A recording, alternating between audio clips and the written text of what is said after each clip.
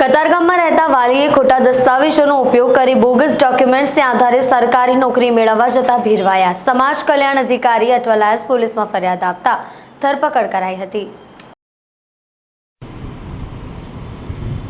Katargam GPSC થયેલી 25 વર્ષીય યુવતીએ બક્ષીપંચનું પ્રમાણપત્ર મૂકી સરકારી નોકરીનો લાભ લેવા માટે ડોક્યુમેન્ટો વેરીફાઈ કરતા પિતાનો બક્ષીપંચનો દાખલો બોગસ હોવાનું સામે આવ્યું હતું.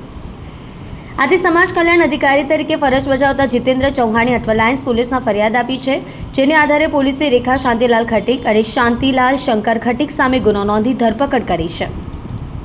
હાલમાં રેખા ખટીક સ્પર્ધાત્મક પરીક્ષાઓની તૈયારીઓ કરી રહી હતી કે શાંતિલાલ ખટીકે બોગસ લિવિંગ સર્ટિફિકેટ ક્યાં બતાવ્યું તે બાબતે પોલીસે રિમાન્ડ મેળવીને આગળની તપાસ હાથ ધરશે.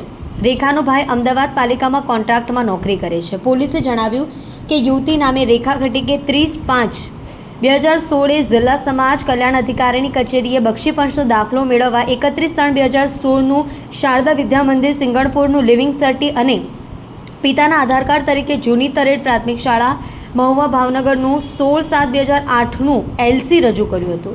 આ બંને પ્રમાણપત્રોને આધારે કચેરીએ 30/5/2016 હિન્દુ ખટીક જાતિ અંગેનું પ્રમાણપત્ર ઇસ્યુ કર્યું.